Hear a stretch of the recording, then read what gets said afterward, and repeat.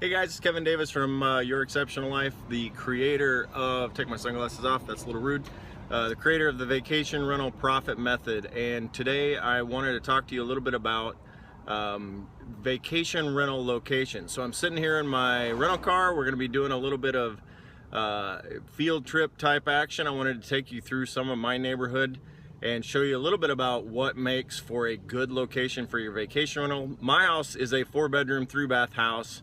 So it's a little bit different. If you're looking at stuff like condos and townhomes and that kind of thing, then the same rules apply in terms of what the neighborhood looks like, what it has to offer, some of the things you need to look through, and that kind of thing. But we're going to be looking at my neighborhood in particular and some of the things that you want to look out for and some of the tips and tricks that will help you succeed.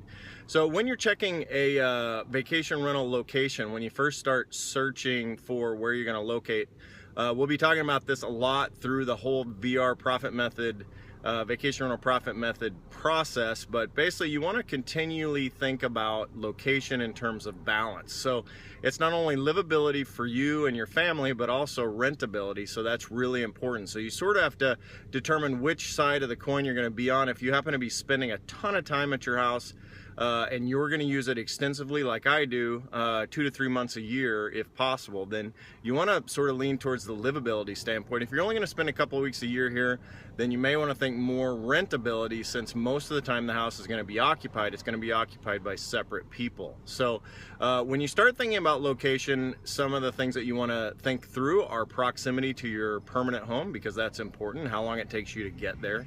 I'm sort of a special case because we have quite a bit of freedom in our life, so the travel time is not all that crucial. I am an entrepreneur, obviously, and my wife is a stay-at-home mom. My kids are homeschooled, so we can take longer trips to travel, and so it's not as big a deal. But if you have limited amount of time, then you probably don't want to spend 2 to 3 days each way trying to get there, or even 2 days travel back and forth. So you may want to think about location in terms of the proximity to your permanent home. I chose Orlando specifically because I knew it would be a little bit recession proof. People always go on vacations. They may delay by a year, but even in a poor economy, this house will continue to rent. So I chose, all right, I'm 2,500 miles from my permanent residence, but it's not that big a deal because I wanted to make sure that I rented in a place that would continue to be profitable even in a down economy. So some other things you want to think about in terms of location is safety for your guests, attractiveness for your guests, proximity towards things that will grab the attention of your potential renters and be able to provide them the vacation experience they want to. That may be a beach vacation, that may be a ski vacation, that may be mountain vacation if you live in the Ozarks or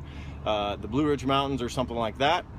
In our case, it's theme park destination, so we're about 10 to 12 minutes from Disney, and and about 20 minutes from Universal. So that makes a difference for us to be able to attract the right guests and the families that we want to attract. So those are some of the highlights of what things you want to learn or want to keep in mind for your location search. There's a ton of information that we can provide, but I wanted to give you sort of the insider tips and give you a chance to see the things that you want to really focus on. So I'm going to turn the camera around, sort of drive and film at the same time, so forgive any shakiness and that sort of thing. So let's turn the camera around. I'll continue to narrate and we'll see what's going on here in this neighborhood.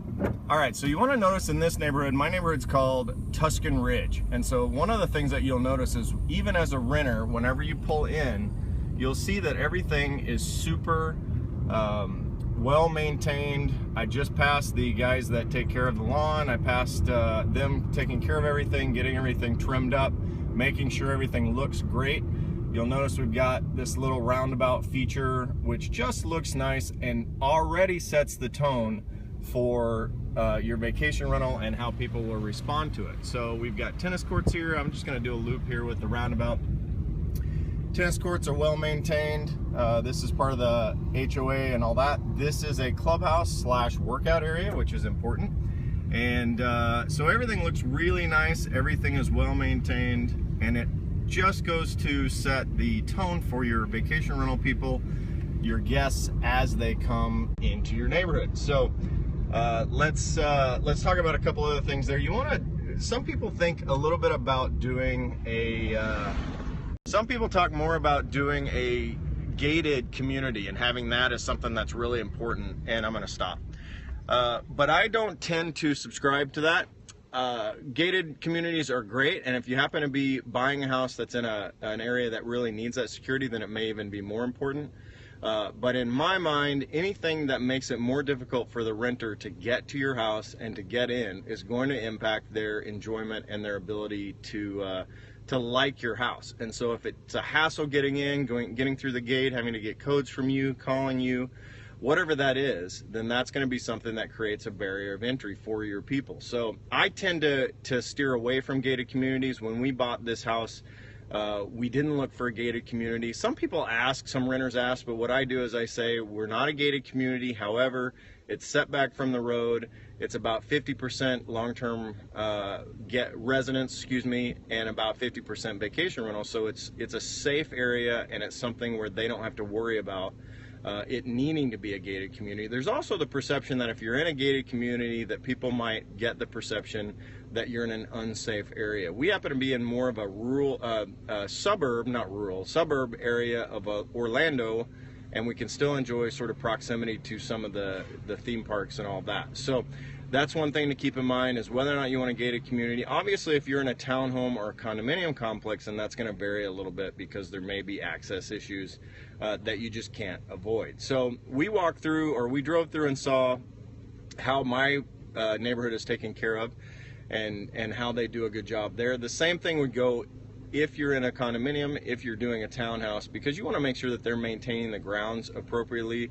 And this may speak to whether or not the management company is on track, or if there's some financial issues with the condominium complex and or the neighborhood. If the things look a little run down and people aren't really seeing that they're taken care of, then that's going to impact that as well. So, if you go into the condo and there's a ton of places for sale, and it looks really depressed, and that's sort of a warning sign for making sure that to make sure you do your due diligence and make sure everything looks good and they're well maintained. So let's drive around a little bit, and I will just show you sort of my neighborhood.